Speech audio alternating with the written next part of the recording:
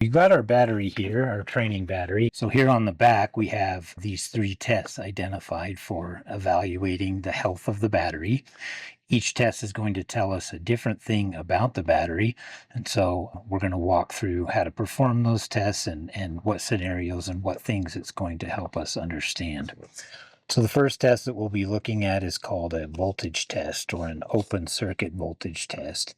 Here we're using a digital multimeter and we're just checking whether the battery has the appropriate voltage. This is really telling us about the charge of the battery. Is the battery at an appropriate charge? 12.6 volts is our typical number that we're looking for. If we see a reading of like 12 volts, we need to charge that battery. So we really want to see our battery real close to 12.6 volts. So that's, we go back to the front, if we remember, each cell should be producing 2.1 volts each. And so if we add that up, that's 12.6. Okay, so the next test that we're going to be performing on a battery is a conductance test. For that test, we're going to use a conductance tester. Lots of companies make this type of tester. The big key takeaway is that it's going to use a small amount of alternating current to evaluate the conditions of the plates. This is really going to tell us a health of the battery, a state of health of the battery. This is our state of charge. This is our state of health. And then the final test, which is one of the most important tests that we can perform on a battery, is a load test. It's possible to pass both of these tests and to fail a load test. We'll take a look at that afterwards. In order to do a load test, we need a device like this that has resistance that tests whether or not the battery can output the current needed to turn over the starter motor. Okay, so let's look at our tools. Okay, before we do any testing on a battery, we should really be looking over the overall state of the battery. So this battery case actually looks pretty good. What I'm doing is I'm looking for cracks or bulging. If this is bulged and we've frozen, that's definitely a problem with the battery. This battery looks like it's in really good condition. We're going to look at the terminals, so the battery terminals as well as the connectors that connect the battery cables. We can use a tool like this to clean the top of the terminal. We don't want any corrosion on there. These tools usually come as a 2-for-1, so this will clean the actual connection to the battery cables, and then this side cleans the cable. We can also look for date codes. Most batteries are going to last us about 3 to 5 years. Okay, so something we can look for is a date. This one has an actual sticker. Sometimes it'll have little holes punched in with month and year. This one says December of 2017. This is a pretty old battery. Batteries in vehicles, because of changes in temperatures and so on, you're lucky if you get about 5 years. In hot climates, really hot climates or really cold climates, you're really looking for about 3 years that a battery will last. Batteries can be completely recycled. That's why they ask for a core back, and nearly everything in it is recycled and used to make new batteries. So let's perform our open circuit voltage tests on this battery right here. I'm going to put my multimeter in volts DC, and then I want to mind the polarity. I want to make sure that I'm measuring using the correct polarity. So red's going to go on positive, black's going to go on negative. I can perform this test in the vehicle if I've recently charged the vehicle or recently driven the vehicle. I want to turn the headlights on for a couple minutes and then turn them off. That's going to remove a surface charge from the battery. Surface charge can lead us to think that a battery is charged or is good, and it isn't necessarily. You can also let the battery sit for 12 hours, but most of the time people don't have time for that kind of thing. So usually turning the headlights on and then off will suffice. So black meter lead on negative, red meter lead on positive, and we can see this battery is about 12.5. So it's not quite at the 12.6, but it's pretty close. Okay, I'm going to move this one out of the way. Let's test this battery. As I mentioned before, we can do this in the vehicle. We just need to make sure that We remove that surface charge. So check the right polarity. We're seeing this one's about 12.6. Now remember, if this goes down to 12, that's going to be a problem with the battery. So if it's not 12.6, we need to charge that battery before we can perform any more testing. The polarity is really important. I've seen this happen at least twice, and I've heard other people say they've seen it as well. Someone has a discharge battery, they pull it out of the car, they swap, they accidentally put the red lead on negative and the black clamp on positive, and they charge the battery backwards. So I went to a dealership to diagnose a problem with the vehicle. And the first test, when I checked the battery, I made sure I was doing the right polarity, and it was charged backwards. So computers and lots of things aren't going to work really well if it's charged backwards. So definitely make sure that you are making that measurement and evaluating the battery correctly rather than just ignoring that. I've done that before where I just ignore that negative symbol, but that negative symbol is definitely a diagnostic step that could be helpful for you. So we measure the correct polarity.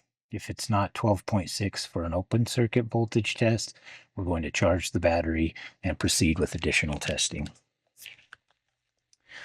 This next test that we'll perform is a conductance test. So there's lots of these types of testers out there. This one happens to be Viking. Midtronics and other organizations make a tester that's very similar to this, and they use it to be able to check the health of the battery. So are the plates shorted together? Do they have excessive resistance, and so on? So this one we can perform. We're just going to hook the negative lead right here and the positive lead right here. We should see this thing power on. We can do this in vehicle or outside of the vehicle. Usually it's going to ask us what type of testing we want to do. We want to do a battery test.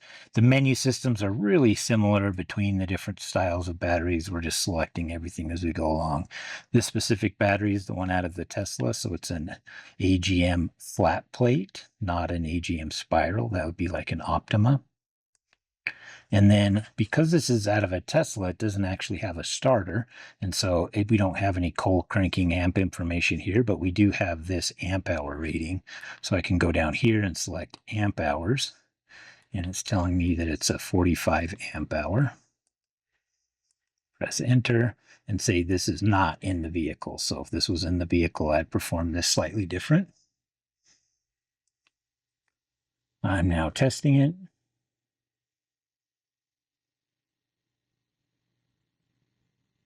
So that's pretty quick. Sometimes if you're at a dealership, you'll have a machine that actually prints this information out for warranty purposes. We can see here that the battery state of health is 100%. That's usually an indication that the individual cells, there's no shorting together. The state of charge is a little bit low, at least according to this machine. The amp hours is higher than expected, and here's my battery volts. It's measuring that internal resistance using the AC signal to determine this resistance right here. And we see that this battery, at least as of, it's not shorted. The plates aren't shorted. We're not done testing this battery yet, but we at least know that the battery is good to go for further testing. If it were to fail this test, then we could stop right there and we would replace the battery. All right, let's check this bigger one. Okay, same scenario. We're going to go red to positive, black to negative. And remember, this is a bigger post than this, but it should have some kind of indication on it, what it is. Here we have battery testing. This one is a standard flooded battery. We're going to go for cold cranking amps. This one is 800. So we're going to go to 800.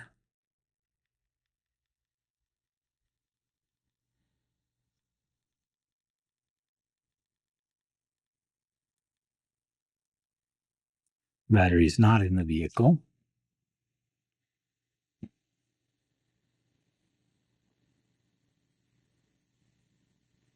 So here this is saying this is a bad battery. The voltage has gone down to 12.43 from when we tested it. This still had a surface charge on it. And I knew that, and I was doing it as a demonstration, but we can see here that our state of health is pretty low. So there's some kind of corrosion or something, sulfation that's built up on the plates. That's why our number is pretty low right here. And then the charge isn't where it's supposed to be. This had a surface charge on it and it's slowly decreasing over time. So we see 12.4. I believe we're at 12.5 or a little more. We're still going to do a load test on this, but at this point we would determine that this battery is bad and we would replace it. If you were doing a warranty on the battery, you'd print out this information and send it out. This one, we know right here, we don't have to proceed past this step. There's some problem with the battery. Some of these types of testers will also tell you if maybe there was some type of a short. I don't know if this one does, but this is a battery that needs replaced. This final test is a load test. We're going to use this device right here. There are several different brands and versions of this. This specific one is called the Viking. There's an older style called the VAT40. There are snap-on versions of this. There's also options for a digital version. Midtronics makes one called the GR8 that you'll see in a lot of dealerships as their required battery tester. But the main thing is we need to have some type of a load that we can apply to the battery. So this specific one they call a carbon pile. There's graphite rings in the back of this device. When you rotate the knob, it compresses those graphite rings.